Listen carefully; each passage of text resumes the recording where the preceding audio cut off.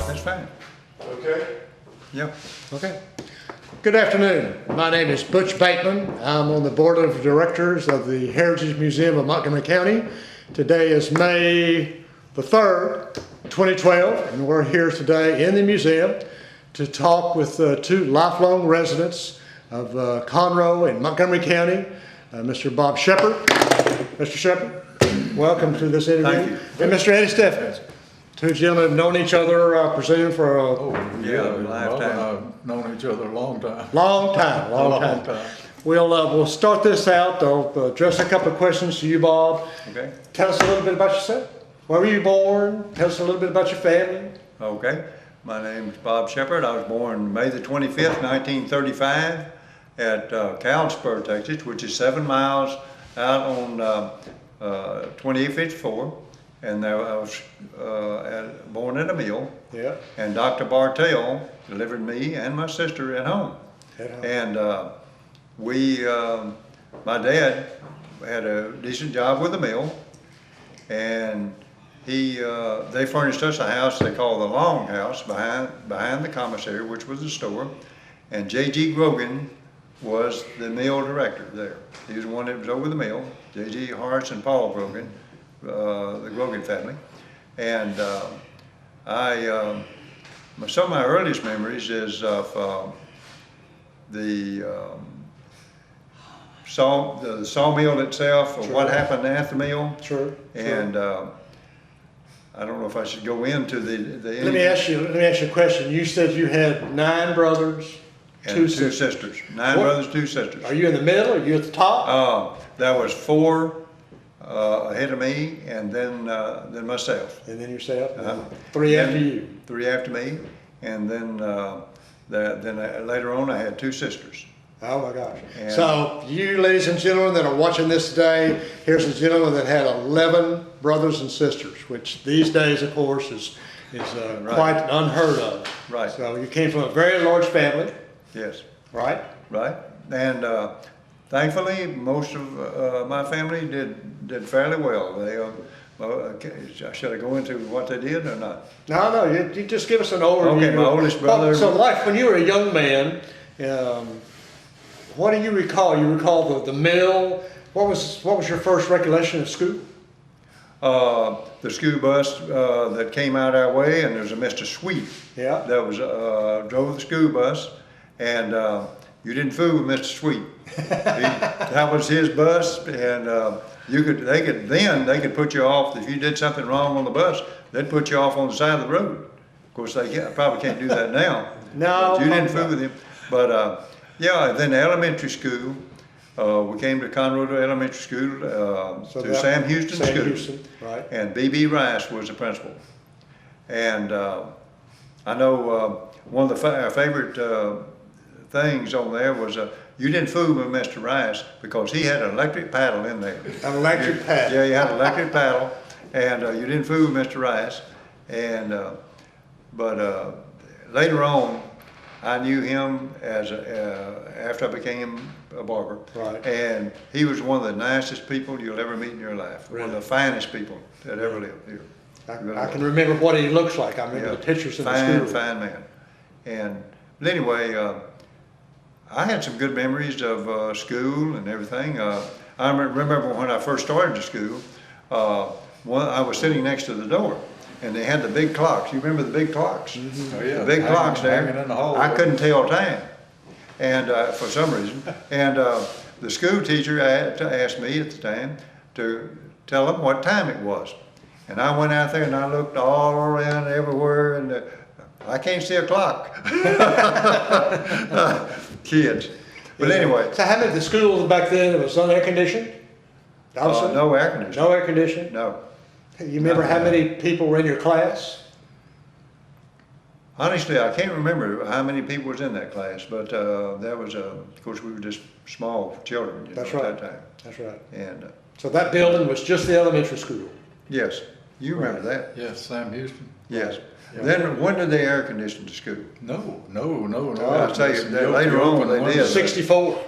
Yeah, Open windows. 64, the high school, open windows, I that's think right. was the first building. wasn't it? We had no air in the high schools either. Yeah, yeah. So you're in elementary school. Did you bring a lunch? They didn't have cafeterias, did they? They did have a cafeteria. They did? Yeah, we had a cafeteria. Didn't you have go to the cafeteria? Yeah. Yeah, we had a Okay, there cafeteria. was a cafeteria in the Uh-huh. school? Yeah. Okay. It's kind of underground, wasn't it? Yes. Yeah, down in a low area there. Yeah. Was my mother teaching when y'all were there? She was. Yeah. That's been a lot of years ago. Cable. Cable, Miss Cable. It's cable. Interesting. Yeah, she did. Taught me. Okay. So in school, was the streets paved? You had Yes. everything? As far as I can remember now, they were paid. They were paved? And the downtown area was very, very limited, of course. Right. What was there? Grocery store, the Right. Crichton Theater, the Liberty Theater, Drugstores. drugstores. Yeah. Yeah, we had 5 drugstores. Brownlee's Jewelry. That's right. Yeah, Brownlee's was there for years and years and years. We had 5 drugstores. There was Walgreens, there was Scott's, there was Capital Drug, Carter's Drug, and Quinn's. Do you remember that? Well, that was Whit Brogdon's before it was That's right. Wynn's Drugstore. That's right. Walgreens was the last one to come in. That's right. And then the roof. But now there's The roof fell in. only Yeah. 2. Walgreens and CVS. That was the last one of the 5 on the square that Yeah. came in. Yeah, that would be about water. And shortly after they built it, the roof fell in. Amazing, amazing. Most of them had a water fountain, I mean, a soda fountain. Yeah, they did. Oh, yeah, Yep, they all did had soda that. fountains. I tell you A what, cherry Coke or a strawberry soda. that's right. Tell That's right. tell our audience what a soda fountain is. Yeah. Well, it's where you just go in there and get you get your drink, or well, later on, you know, we had the ice creams and Yeah. and everything that Malts you and could, shakes. malts, shakes. Had anything you wanted. I worked in the fountain at Carter's. Yeah, she worked Yeah. at Carter's. That's Yeah, interesting. Sure did. Okay, so we've got you in elementary school right now. I'm gonna stop for a second. Okay, go And ahead. I'm gonna to talk to Mr. Steffens and tell us a little bit about your family and when were you born and brothers and sisters. Well, I was born right here in Conroe in the old Mary Swain Hospital, which was located at that time off of what is East Davis Street now, Right. Highway 105, in February 1936, What day of February? 18th of February. I was born 14. Well, you were Valentine. That's right, that's right. My mother was born on the 16th. So you were 36. I was, like I say, born and raised here in Conroe. I attended the Sam Houston School, which at that time I was only living about 1 block from it. Were you? And I remember his mother as a school teacher too. And one thing that Bob said a while ago, when you were bad on the school bus, they set you out on the side of the road. Well, there was another bus driver that I remember very well, Mr. Sam Doyle, that carried a paddle in the school bus. Yeah. And if I remember right, his mother was pretty good with the paddle in school. In case our audience doesn't know, our videographer is a gentleman named Sam Cable, and his mother Ruth was a teacher for Like 50 years. almost 50 years in the Conroe. One thing I can remember, that talking about school buses, that, and I've said this before, but you could take and, we had a scrap yard there on the Sam Houston playground, and you could bring metal for the war effort. When the war was going, and everybody wanted to help out for the war, with the war effort, and you could take a piece of metal on the school bus. And, you know, don't get me, not a great big piece naturally, but one to throw in the pile. Interesting. And everybody would pull for the war. I collected War. newspapers for the same thing. That's and, right. We filled the garage up several times, and they finally had to get the city dump trucks to come down and haul the newspapers off. That's one time that this country pulled together. Right. One time this country pulled together. Everyone was for the war effort. That's right. Yeah, you bought bonds. You Right. War contributed bonds, yes. That's right. scraps of this and that to try to I had help a the. neighbor that used to give me war bonds for Christmas and birthdays and things Yeah. like that, and I kept all those things for I think around 25 years until they matured, Yeah. and I can remember that very well. And I did a lot of mowing for him, and he wouldn't let me mow his yard. Now I could mow his chicken yard and his garden area and things like that, but he wouldn't let me mow his yard. Interesting. He said, I got somebody else that does that. You stay out of my yard. What kind of memories, Eddie, do you recall from school days, from elementary school to junior high? Well, Anything? I remember a lot of things that probably from kindergarten on through high school, which I enjoyed school. I was a model student. Like I say, I remember his mother's paddle and several other teachers that had yardsticks. Well, it was called discipline. Now, wasn't it? Mr. Rice, I don't think he had an electric paddle, but he had one that would get your attention. Yep. Fortunately, he never used it on me. I never really got into that until I got into junior high school, and Coach Smithers used to wear me out. But I have a lot of fond memories of school. I had some very good teachers, and back then it seemed like they really cared about the students. You not only learn just to read and write, but you learn to write the right way to do things like that, and I really enjoyed it. Like I say, I was not a model student. When I graduated from high school, there was only, I think, 400 in the whole school. We had 92 that graduated in our class, or 92 in the class, only 88 graduated. Now they've got several hundred in each class, so things have considerably changed. I grew up, more or less with the Conroe Police Department. My dad was the first chief of police in Conroe, and I pretty well had to walk the chalk line. As I got older and got an old car to drive around, if I wanted to spin my wheels, I had to go to Willis or New Waverly or Cleveland or somewhere like that, because I'd sure get in trouble right quick if I did it in Conroe. That's right. What happened? What was you said the first chief of police. What was the police force before your father? Before that, they had a town marshal. I want to say his name was Cochran, but I can't remember for sure. I don't remember him myself. Was he elected or appointed? Do you recall? But when the first chief of police in Conroe was my dad. And right. He was chief for about 30 years until he passed away. That's right. And first police car. The first police car that Conroe got was a 1946 or 47 Oldsmobile. And I was riding with my dad in that car when it had its first wreck. Somebody ran a stop sign down there on the corner of Simonton and hit his new car. Jacinta. Next to, I think Mr. Madeley had an old machine shop there on that corner at that time, the welding shop. They got that new patrol car, got all bent up, and I was with my dad when that happened, which I used to go with him quite a few times on different calls and things like that. And at that time, he was not only the chief of police in Conroe, he was the animal control officer, he was the dairy inspector. So I got to travel all over the county quite a bit.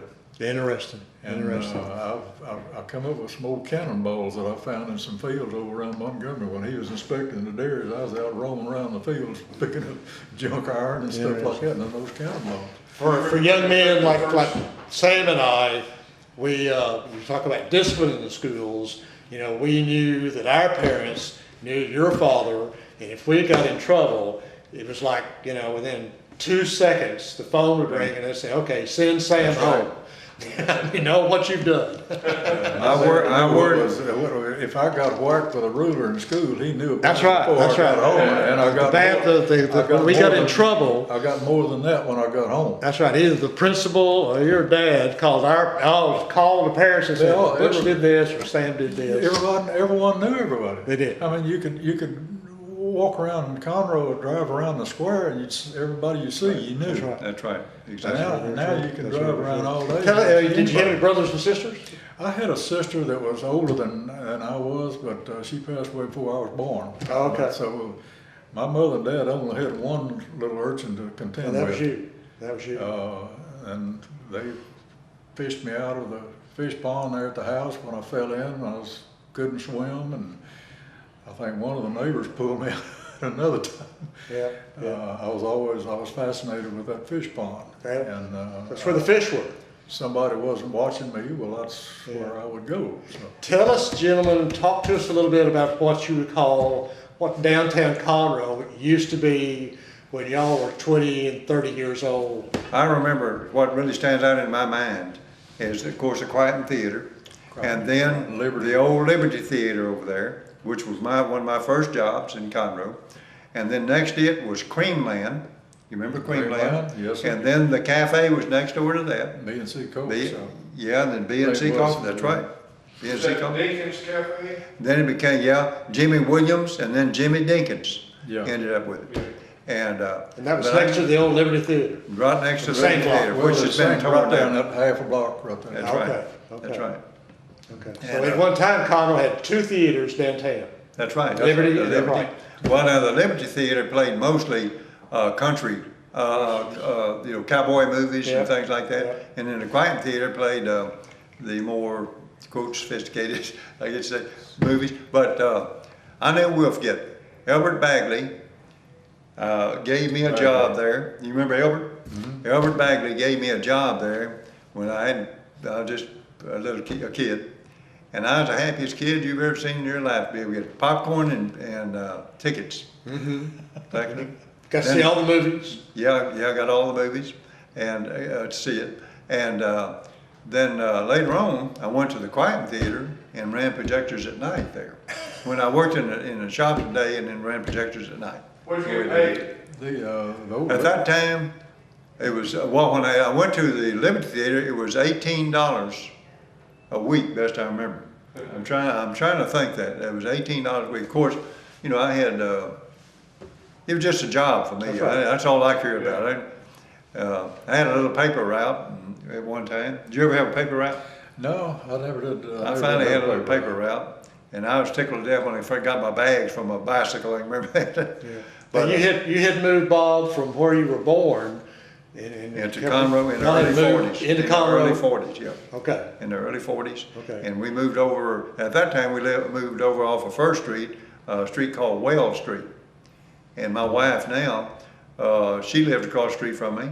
And Bernie Apostolo. Yeah, Apostolos and my wife. So you were delivering papers in your neighborhood, Yeah, around the area, yeah. throwing them from a bicycle? Yeah, you had to get up, you had to roll them and everything, and I was tickled to death just to be able to do that. They were tied with string then. didn't Yeah, they were tied with strings, that's right, he got it. So when it rained, the papers just got wet, They just got wet. did it? There wasn't any plastic sleeve back in the No, 40s, huh? There weren't any plastic bags then.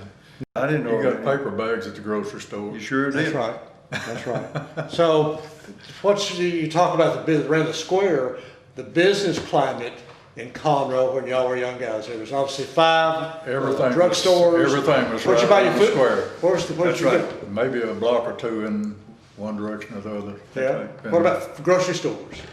Yeah, there was, Everett's was a grocery that store. Was, that was the only grocery store in downtown, wasn't it? Initially- For a long time, yeah. initially Everett's was the grocery store, and then they started handling hardware. Hardware and And then it housewares. became a hardware store. In that same And then location, that same building? Same building And that's then- that's there today. Right. Only they've added to it, they took in the building next to that was I'm not sure exactly what it was originally, but the one on the corner used to be one of the first banks in That's Conroe. right, the old I've- bank. I've got a door that came out of that bank. I've still Did you? got that door. The building in between used to be the first colored movie That's right, show. theater. And then That's right. Everest took the whole thing in. No, I didn't know But that. I spent a lot of time in Everett store because before my mother went to work in the bank, she worked in the store. Ah, okay. And I spent a lot of time in there mixing up nails and seeds and running barefooted up and down the aisles. Of course, of course. Okay, so that's a little bit, obviously, the courthouse was just sitting there bare. Yeah, it was just a courthouse. Just sitting Yeah. there, Yeah, no just trees, there courthouse. wasn't anything. I don't remember any trees there, do you? No. Jail, I the don't jail was on the top floor. On the top floor. Yeah. It was on the top floor. Yeah, you could see Yeah, used to be able to see the bars.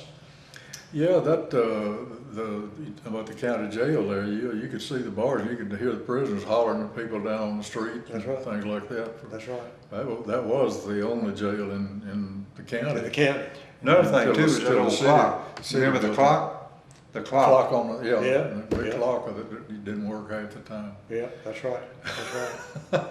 I tell you So what, we've got you all, well, Sam will be able to edit this, but I kind of skipped around. We've got you, I had you in elementary school, right? you finally graduated in Conroe. I did not graduate. My two buddies that I had at that time, the Korean War was going on. Right. And they wanted to go in the Army. And I wanted to go too, but I hadn't quite turned 18. Okay. So to make a long story short, I went to my mother and told her I wanted to go in the military. Well, she was worried because my two brothers, like I said earlier, was in the Pacific during the war. And my two uncles were in Europe. And she said if I go in the Air Force, she would sign for me. She would not sign for me to go in the Army. Well, I got bent out of shape, you know, as a kid would. Yep. But anyway, she signed, and I went in the Air Force, became a medic in there. And she may have saved my life, though. Yeah. She may have. Yeah, well, like I say, it's one of those things you never know. That's You right. never know. And then So in the years between junior high and high school, Conroe, Right. there was times here when Conroe, before the oil boom, the business climate was pretty flat, wasn't it? Yeah, during that period of time. Yeah. But getting back to the downtown, I can remember when there was on Saturdays, and you can too, when it was hot weather and people would be sitting on the street with the windows rolled down, people sitting in a vehicle, somebody walking by, and man, just conversation, or everybody get talking to each other, and it's like homecoming. People are still coming to town with their wagons. That's right. Because they would deliver a lot of things to the back of Everett's That's right. store. People would bring in chickens to the market there. That's right. Mr. Kidd raised peanuts. Right. He'd bring peanuts. They grow in there, peanuts out here, and yeah. sugar cane and things like that. And then, of course, the Everett's had the feed store across the street now, which is Henderson's now. Henderson. And I spent a lot of time climbing on the feed bags too. I can imagine, I can imagine. He's talking about Everett's, the back of Everett's, so we'd come up to town and drive to the back there, the grocery store, and there would, like he's talking about, there would be a bunch of crates, wooden crates there with wooden pegs all in them. You remember that? Yep. And it'd be full of chickens. Be a bunch of chickens there, and there was a black lady named Ella, Nelson Bunkley's sister, Yeah. best I remember, and she would kill and dress some of those chickens Yeah. back then. And They'd wring the necks and dunk them and pick them right That's there right. behind the store, right there That's next exactly to the right. alley. Yeah, that was really a that fresh was chicken. fresh Yeah, chicken. and, Was that and then from there, they'd go right into the market.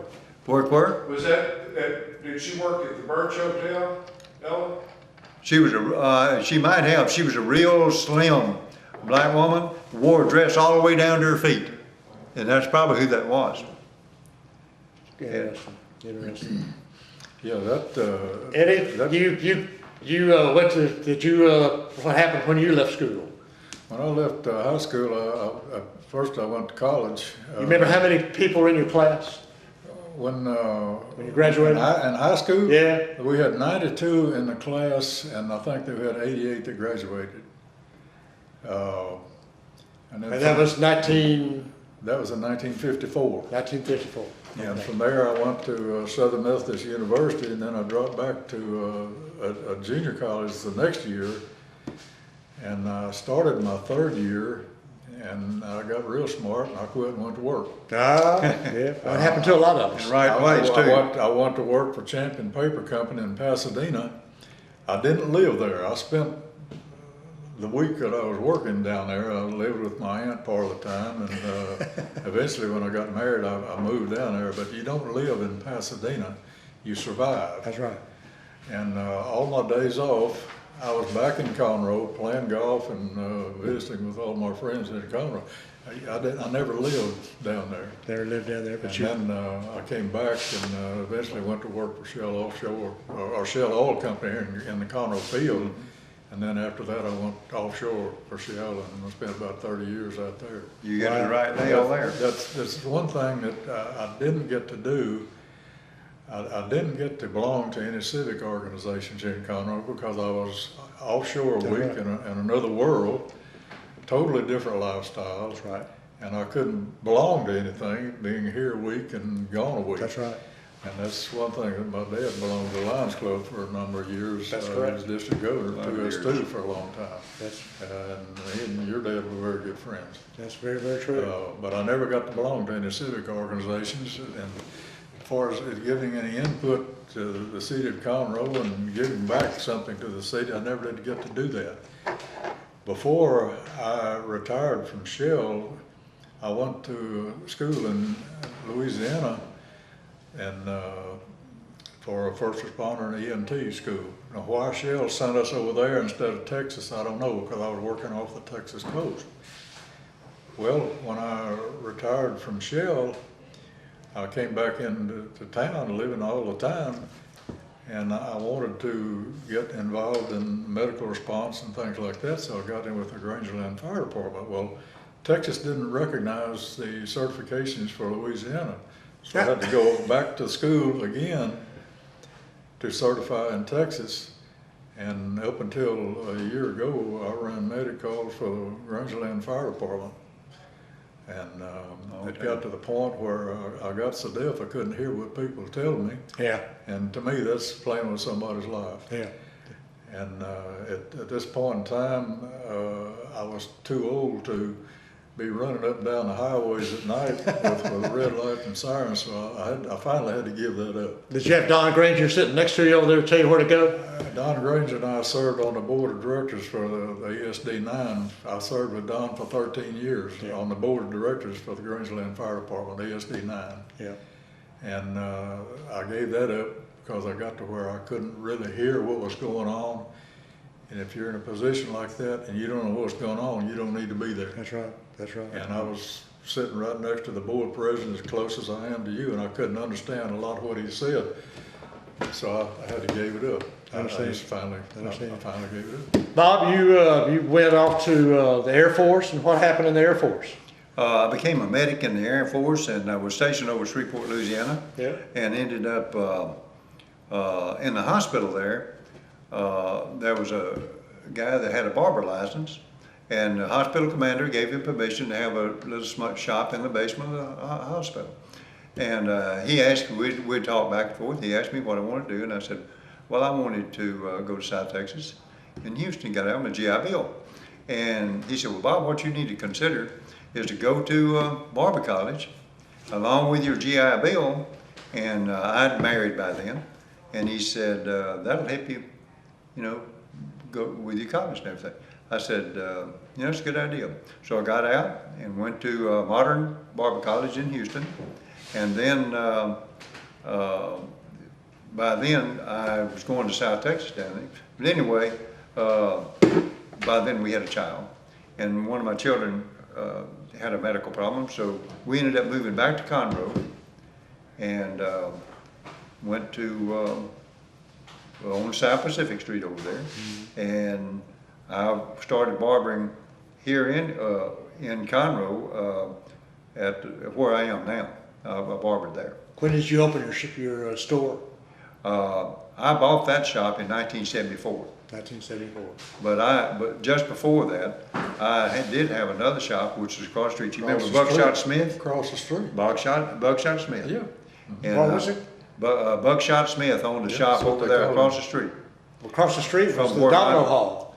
Yeah, and then on Well, down. it's down from the Domino Oh, Hall. Just well, down okay. the Domino Hall. He had a shop there, and I ended up opening that shop. And then in the shop where I am now was opened by Henry Williamson in 1922. And then he kept it until 1938 and sold it to Stovall Thomas. And Stovall Thomas kept it until 1968, sold it to Warren Stubblefield. And then Warren Stubblefield sold it to me in 1974. Interesting. Yeah. And it's been good. I can't Well, complain. you got a good. You've seen a lot of changes. A lot of downtown changes, area yeah. since. I didn't serve in the military. I got in the Naval Air Reserve Yeah. and spent 8 years, 2 years of which was supposed to have been active duty. But by the time I got ready to serve my 2 years of active duty, I injured my leg and they wouldn't take me. Uh, So I just stayed in reserve and finally. so you were also living back in Conroe? Yeah, I'm still living in Yeah. Conroe. We attended the monthly meetings. Yep, yep. Either Dallas or Gretna, Louisiana, or we went all over the United States on the Yep. 2-week cruises, they call them. We Right, never right. saw any ships or anything like that. Except one aircraft carrier we saw when we went to New York City. We just got to look at it from the air, and that's all. That was it, huh? But that was all the military service I ever had. So, and living in Conroe, tell us a little bit about what changes. I mean, we know obviously cars have changed, but what changes have you seen in your lives that Well, I remember back, affected you or the county the Well, most? when he talked about living down there on Wells Street, that was all dirt, gravel roads then. then, Brown and Root hadn't even paved that part of town except I think First Street probably was, but none of the side streets, none of the that's right. southeast area. Or gravel. It was all gravel streets. And until, I don't remember exactly when it was before they finally got all the streets paved, but Conroe probably had 10,000 people by that time. And And most of the they were streets. still paving some of the streets. I don't think Brown and Root was doing it then. I think the city was contracting with somebody else to do it. But a lot of the streets weren't even paved back then. Right, right. You remember in the late 40s, 47 I think it was, and they had, around that area, they had the historicade, you Yeah, remember? the Starcade. Yeah, And- everybody had to grow a beard. You'd get put in jail on Yeah, courthouse I've seen square. pictures of that. One of our I've got guys, some pictures of my dad with a beard. Yeah, yeah. My dad was up in the He phone did? company. He had a beard. I believe it was R.J. Gray, I believe it was R.J. R.J., I could be wrong. He didn't grow a beard like he's supposed to, and they had a water trough. So they picked him up and threw him in the water trough. The Lions Club used to have Yeah. carnivals on Main Street. Very They'd walk hard, off yeah. the street. That was a the big duck thing. ponds, the bingo, and Had little ducks. Had they ducks. had live ducks, and you flip a ring over the right. head, you carried the duck home. That's right. And George Jordan calling bingo. Yep, yep. Mr. Yeah, Darwin was I a bingo remember, caller. I remember whenever we'd have the elections, and Eddie does too, and they'd have the post, what do you call them, the deal set up, and this candidate, he's ahead, and then, you know, they'd put all the ones that was running Yeah. up there, and what it was. And at every election, they had little political rallies at all these community centers all over the county. And that's one of the things, when I was learning to drive, I would drive my dad to these political meetings and rallies like Security and Montgomery and Willis and places like that. Every little community had a little community center, and that's where they had all these political rallies. And people would gather, and What political party was it? Democratic. Most were Democratic. That's then. right. Democratic. If you wasn't Democrat, you wasn't anything.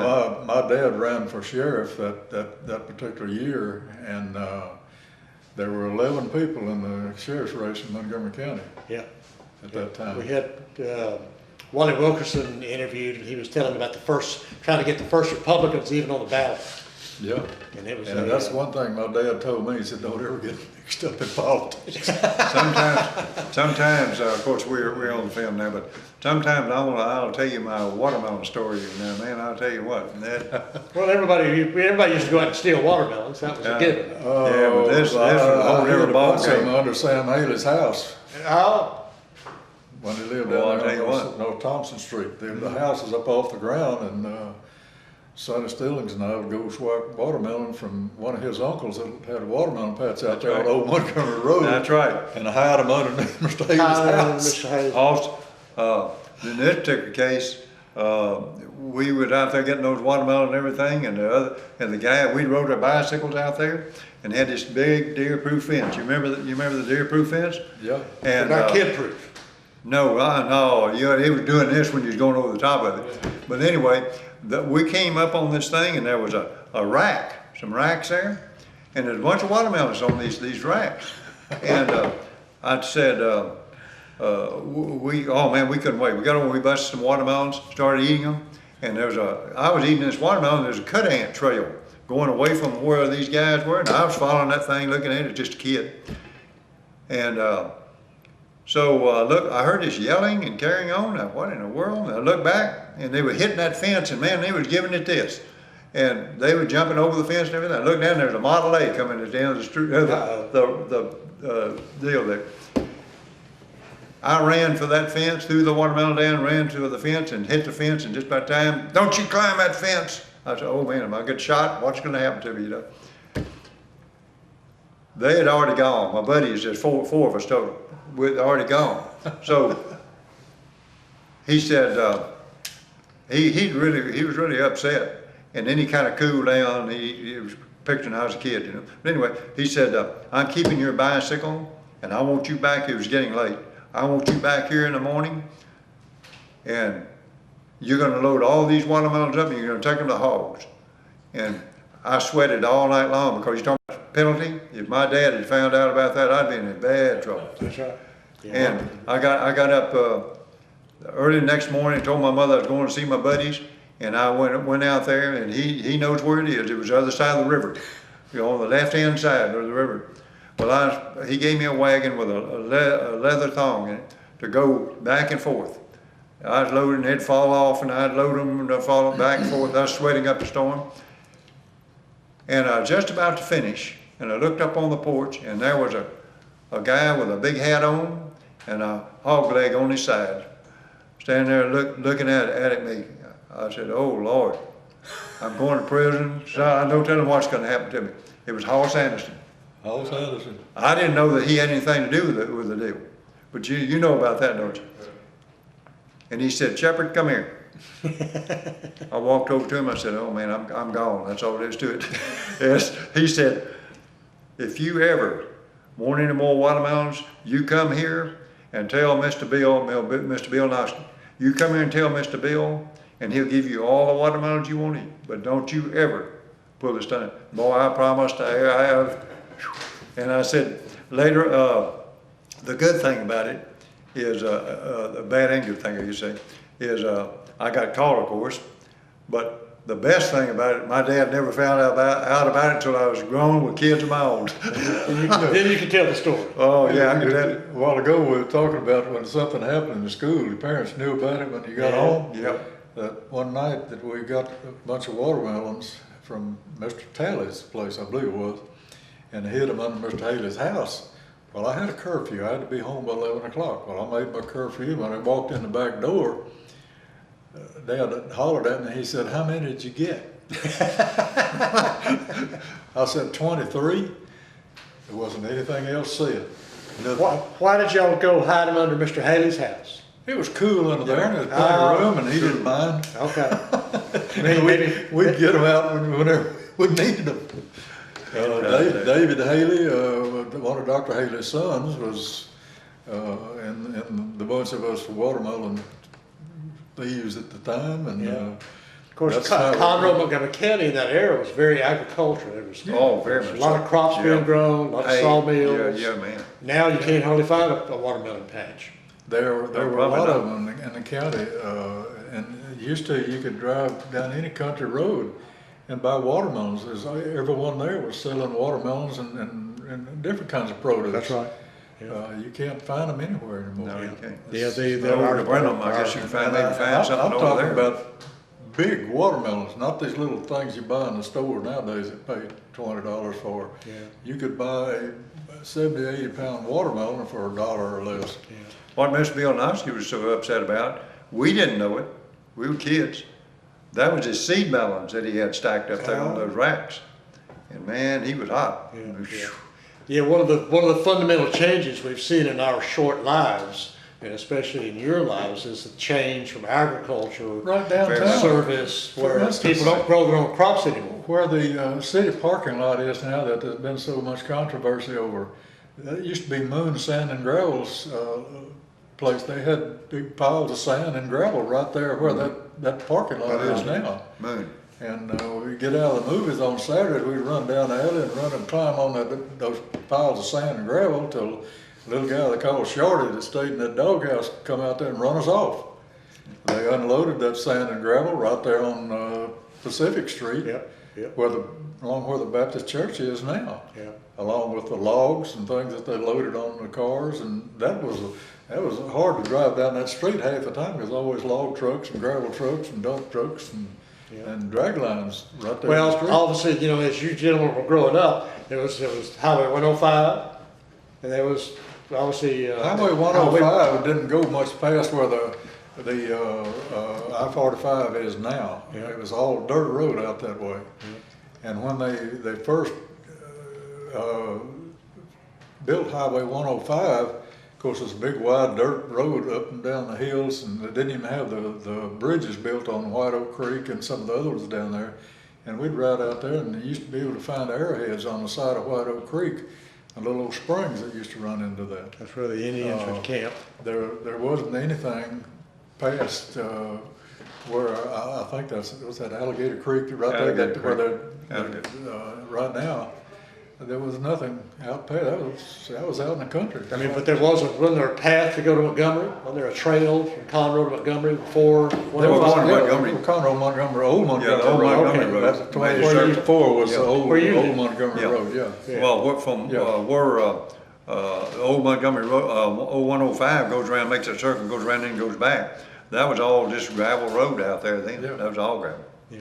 And, And of course, the highway used to go right through Conroe. 75. yeah, Houston, that's right, Dallas. right down. There was only 2 or 3 red lights in town at that time. One of them was a Carter drugstore by the courthouse. That's right. The other one was at Dallas and 75 where the Sam Houston is. Yeah. And I believe there was a third one right down there, 105 and 75. That was on the red lights. What in was your town. father famous for on Sunday afternoons? Yeah, that's Radar. Didn't he have a radar trap set up most every Sunday? Yes, and I had the opportunity to work that radar coming down what we used to call Hooper Hill on That's 75. right. That's right. And where Brannon Station is now, we'd sit up right there and people come sailing over that hill, and that's where We'd sit out, I lived on Everett Street, we'd sit out there and watch the cars come, and say, oh, that one's gonna Yeah. get one, that one's gonna get a Yeah. ticket. Something. Every cross right there. Something he remembers that, the big thing back then was, when the prisoners for the rodeo. Right. The prisoners, remember when the prisoners would come come through. And everybody would go down and see those prisoners, those bus deals going through, and Yeah. that was a big thing back then. They could bring them in by buses from the prison farms down in southeast of That's right. Houston and every place. They'd all come right through Conroe going to Huntsville for the prison rodeos. Yep. Boy, that was a And big thing. that was a big thing to It watch. was. Yeah, Everybody everybody, just- see those prisoners go back. What we're talking about is there used to be, for many years when we were young people, a rodeo in Huntsville, and it was all prisoners on all the horses and bulls, and it's, they obviously stopped it, I guess. I know Sam don't remember that. Yeah, You never went to a prison rodeo. Yeah. Yeah, we did. I Yeah. lived right on Fraser, and they had gravel, I remember we used to go down and watch the buses go through. yeah, we'd sit there on the side of the road, those gravel shoulders. Yep, Yeah. that's right. yep, that's true. You know, that's funny, but that was a big thing back then. And Oh, now, it I don't was. think kids do that at all now, bro. Yeah. It was The entertainment. place where we can go. We need to be through, okay. Yep, okay. Okay, as we What kind else of you need? think about your life here, or, at some point, I guess, would you say, is there any major developments that turned the history of Conroe, Montgomery County? Well, the opening of the new, the different areas, around Conroe. Right. And that has definitely made a difference. Pulled a lot of people from the downtown area, so to speak, And the thing that I'm so thankful for is at least, like a lot of small towns, the downtown just craters. Everything falls apart. At least they're trying to do something to the downtown to keep it up. And I'm thankful for that. Yeah. And of course, Well, obviously, Interstate 45 had a tremendous oh, effect. yeah, tremendous, tremendous. Because it drew the traffic away from downtown. It used to be that the business hub in Montgomery County was downtown Conroe. That's right. And now there's I'm not gonna say it, but it's probably not much but a lawyer's office. That's it. And a That's few it. businesses like Bob That's right. and the corner pub. That's right. That's right. Back then, Yeah. there were dry goods stores. The Warrenburger, of course, Everett had one. Cochran's, my uncle Earl Gentry. Earl Gentry, that's right. And Dry cleaners. drug stores, the Butler and Ground Whackers. There's none of that anymore now. Everything is out. You know, Earl Gentry. Out of town, yeah. Earl Gentry, he was a true historian, wasn't he? Yeah. He really was. He knew a tremendous amount about the area. He was a mayor at one time. He was a mayor at one time, right? He went off to the war and he came back and he kept his position open for him. He had several. Two of my uncles were mayor at Conroe That's right. at one time, Earl Gentry and Mark Everett. Oh, okay. So, Yeah. my mother was in Everett. I see. That's, I see. I didn't realize. I guess if I knew that, Eddie, I probably forgot it over the years. and one of my neighbors was mayor and a fire chief at one time, Perry Cranford. So, Right, right. I've, Yeah, he had an office supply store at one Yeah, time, right on the square. right, yeah. Right, right. So it's, Conroe has really, it's changed so much that, in fact, I don't even like to come to town anymore. Yeah. I don't see anybody. The only place I see anybody is I go to Bob's We barber's. now have But traffic jams. You know, the thing is, I still kind of remember is at 12 o'clock, you remember the siren would go off? They had two of those sirens in town. One of them was down there on North Robertson, right just about a half a block from the elementary school, Sam Houston Elementary School. It was sitting on top of a big pole. That's right. And the other one was down by the water tower on South water Main. tower. That's right. And anytime they had a fire, those sirens would go off because Conroe was all volunteer fire departments. And the people would come from their homes or businesses, wherever they were, and converge in the fire department, which at one time was behind where Cochran's dry goods used to be. They had two big double garages, about all it amounted to. And the firemen would jump on the side of the truck, the front of it, the back of it, anywhere they could hang on, that's where they'd go. You I can't don't ride, recall that. The one I recall was the one that was behind. you can't ride on the sides of those anymore. Interesting. But that was, and Russ Clanton used to keep one back behind his filling station down there, the Magnolia station on 75. Right.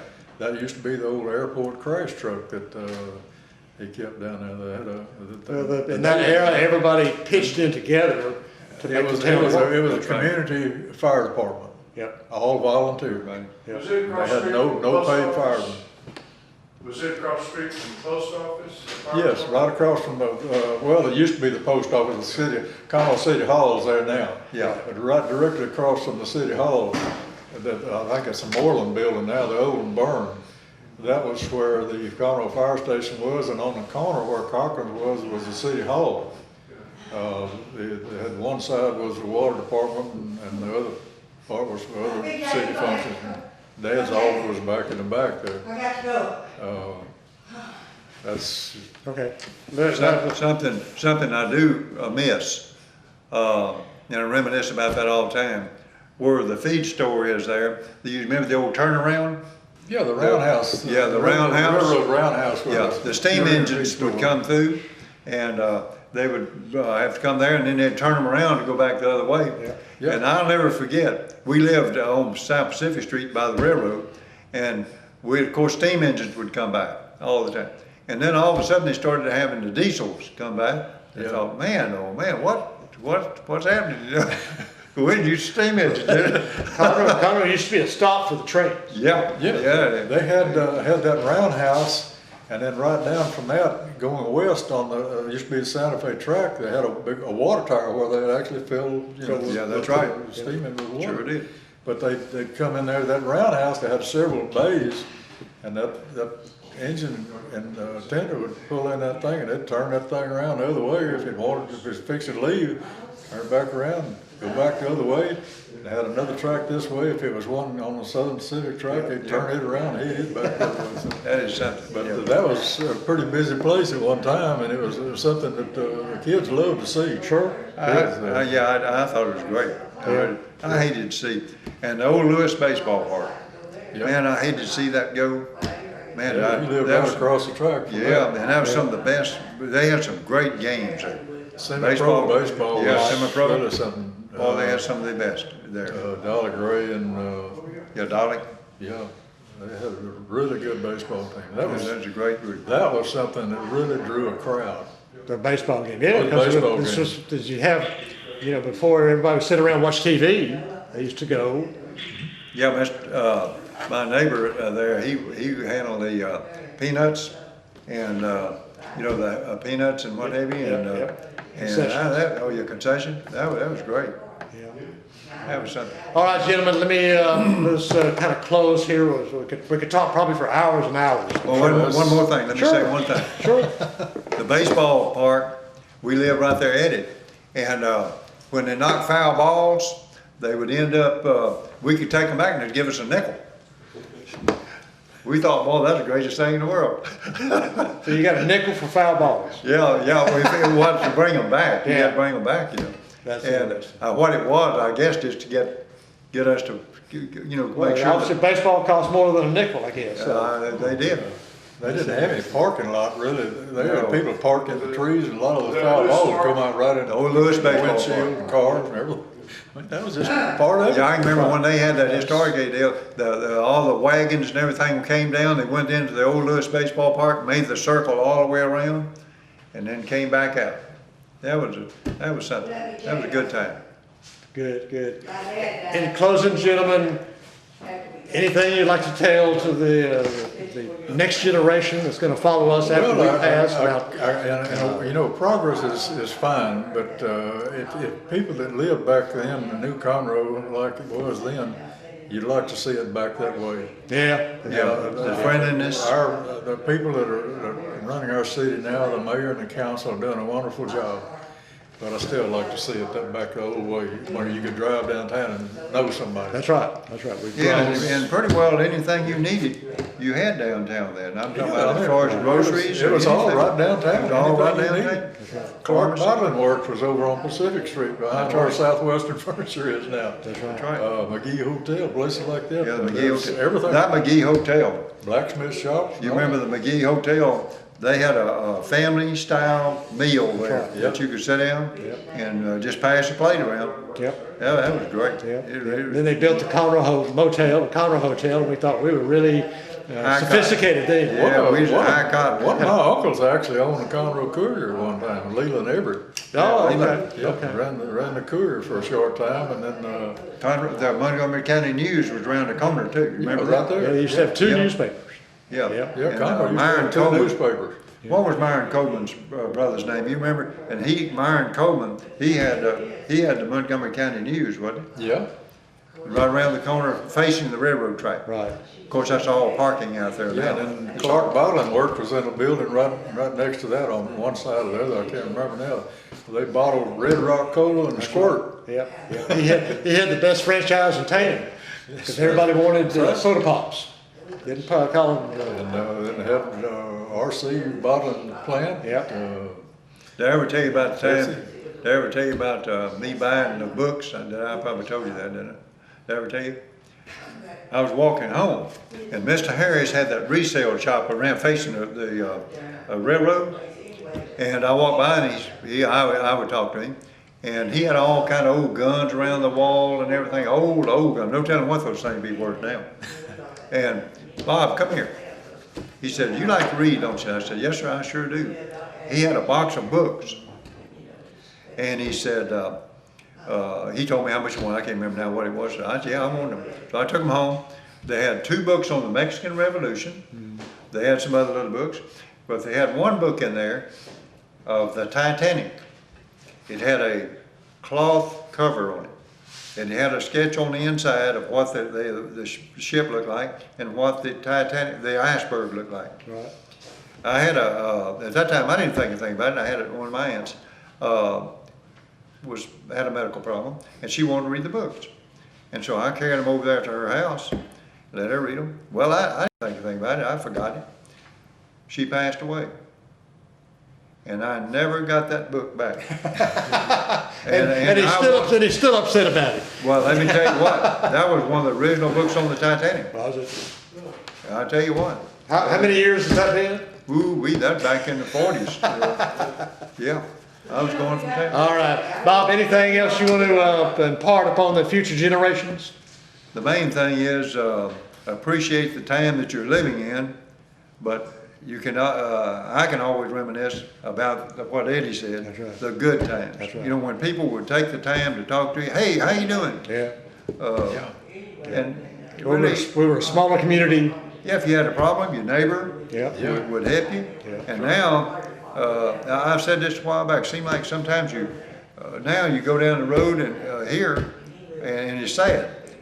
You look at someone and it's kind of like, what do you want? And but some of these smaller towns you go to still, it's, hey, how you doing? Yeah. It's sad. It's really a sad thing. It's But totally different.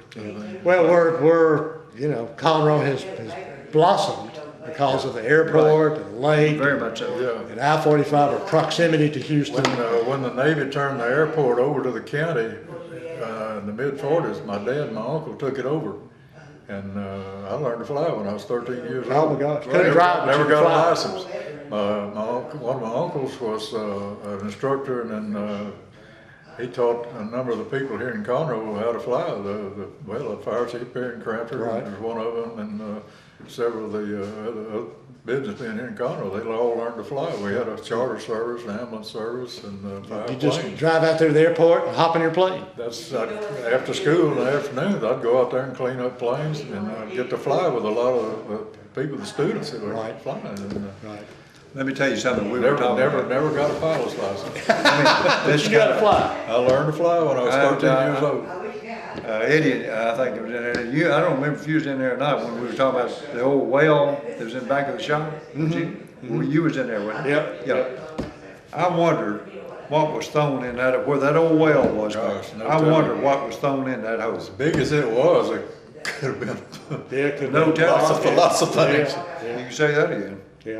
I wonder about that. I really. Of course, there's no way you get in. If you tried to dig it up, you'd everything. It wasn't a water well like this. It was a a big well. Yeah. big one. You could Big put a one. truck in. Yeah, that's, That is that'll something. always be a mystery. It's like, where's the rig in Crater Lake? You know, it's down there somewhere. right? Crater Yeah, Lakes, that's I right. live out there by Crater Lake. Yeah, Yeah, Swam in it before. yeah. The kids still swimming in that? Not now, they don't, but there's 7 of those Crater Lakes. I know where 5 of them are. The main one that we used to swim in a lot is still there. They've drained it at one time. I think it's all fenced up now, but the little one next to it has still got gas bubbling up in it. Does it? Oh, Till all this these day, it's years. still got gas. Still got a seepage Yeah. up there. that's something. All right, gentlemen, on behalf of the Heritage Thank you, Museum, thank you, Bob, thank you. We Eddie. enjoyed it. I hope we got something. Oh, we do. You'll see it. We'll give you a copy of it. That is great. On behalf of the Heritage you. Museum, I'm Butch Bateman, and we're thoroughly enjoyed the opportunity to reminisce and talk about the way Conroe was with Mr. Eddie Steffens and Mr. Bob Shepard. Good afternoon.